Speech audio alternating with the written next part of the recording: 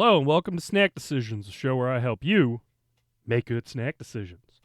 Today, if you haven't seen by my shirt, we are going back to New Mexico. That's the Zia, by the way.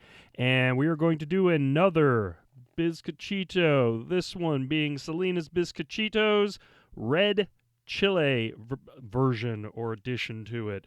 This one came highly recommended, and I am highly, highly scared of this. The person who recommended it was like, get the red chili ones, they're the best. I was like, okay, I obviously have to get these now. The entire trip, everything I ate pretty much had green chilies in it, and I loved it every time. The one or two times I got the red chili version of something, it killed me, and I couldn't continue eating, and I had to stop, and it was really, really rough. So I'm interested to see how the red chilies interact with the standard Bizcochito that I've been having on the show previously. So yeah, the packaging is a little bit different. It comes in a box, and I actually like that a little bit more. So,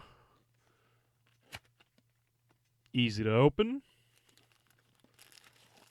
Ooh, okay.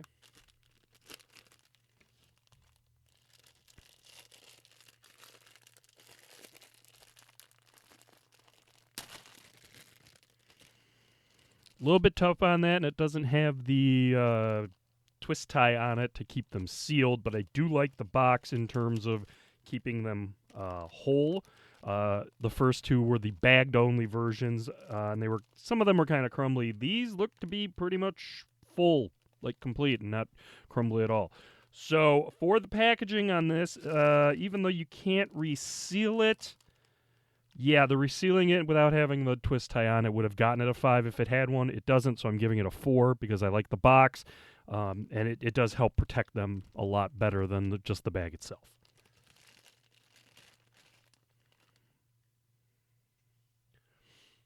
There's our Bizcochito. It might have a slight tint to it compared. The other ones was a little bit more like white.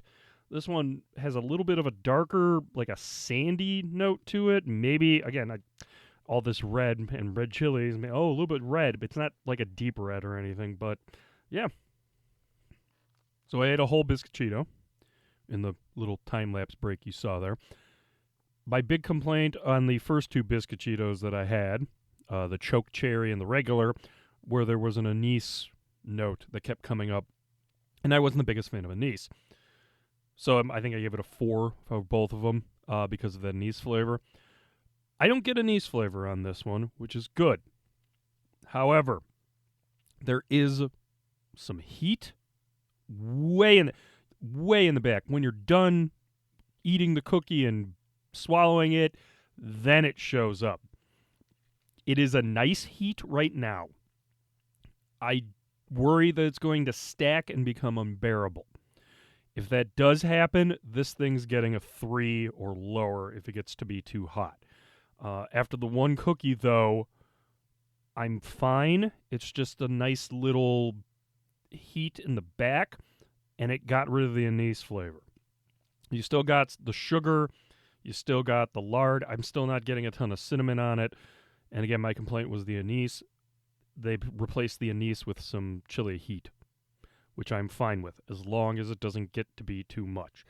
That being said, everything I've had with the one cookie, this is 5 stars. Just because I do like a little heat, and that's what this is doing. Again, if it gets a little bit too hot, I'm moving it down, but right now it got rid of the anise, and I'm getting heat, and I love it. Yeah, okay, I was worried this was going to really inflame my mouth, and it's really not. It's all in the back. So I'm hoping that manages to stay that way. For value, these were also like $5 or $6. I think I got these at Total Wine because no one had told me about the Celina's factory store where I could have got them at. But yeah, at $5 or $6 for the whatever I'm getting here, I mean about 12 cookies and the flavor. That's a 5-star value, I would say, especially for something as unique as a Bizcochito, which you're probably not getting outside of New Mexico, as far as I can tell.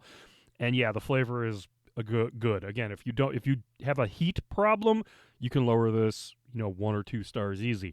Just like I didn't like anise very much, so I lowered it 1. You could do the same with this. But yeah, this is probably the best Bizcochito I've had on the show so far. Probably the best Bizcochito I've had. bar none here. Let's pair it with something. Let's head over to the snack bar. And on the snack bar today, we are going to go with BoxingBear, obviously out of New Mexico. This is in Albuquerque. And their Chocolate Milk Stout. I'm going to keep turning the can. You can see all the lovely precious metals on there, which I will get to in a second. So BoxingBear opened in July 2014 by Kevin Davis. Current head brewer Dylan Davis, who I believe is Kevin Davis' son, and David Kim. Justin Hamilton was constantly mentioned as being head brewer, but on their website he is not, so I don't know what's going on there. But he was most social media was all that. Yeah, this thing has won a lot of medals. I'm not going to make this thing a 15 to 20 minute episode by reading them all off, but the big ones were a 2015 GABF Silver, a 2016 GABF and World Beer Cup Gold, which rarely happens, so they doubled up on it, and then last year's GABF 2024 GABF Silver in the milk stout, sweet stout category, I'm believing in all the sweet stout or cream stout categories. So this comes heavily decorated. Now, obviously, I knew it was good. Why did I pick it? Milk stout. I was worried this was going to be very spicy, and the milk or the lactose in this would hopefully help. But wasn't terribly spicy, so I'll just get to drink a good beer. Looks like a stout, of course. Very dark. Can't see through it. A little like a finger, a khaki head. In case I didn't mention earlier, which I don't think I did, it's 5.2% ABV with 20 IBUs. Yeah, this thing has won a lot of awards. Now, if you go into this thinking like, ooh, Nestle's Quick chocolate milk, you're going to be very disappointed. It is chocolatey, yes, but there is a little bit of a roast component as well as a creamy aroma due to the lactose. It's not a complicated beer. It's not meant to be a complicated beer. It's meant to be, chocolate. If they use some roast malt, and then it's a stout with some lactose. That's it. That's probably why it wins so many awards. But yes, I am getting a fair amount of chocolate and a fair amount of roast. 5.2% mean I can probably slam this if I really wanted to. Sometimes when places go for milk stouts or chocolate milk stouts or something like that, they make it too sweet, and it gets a little bit too much to drink. This one doesn't have that problem.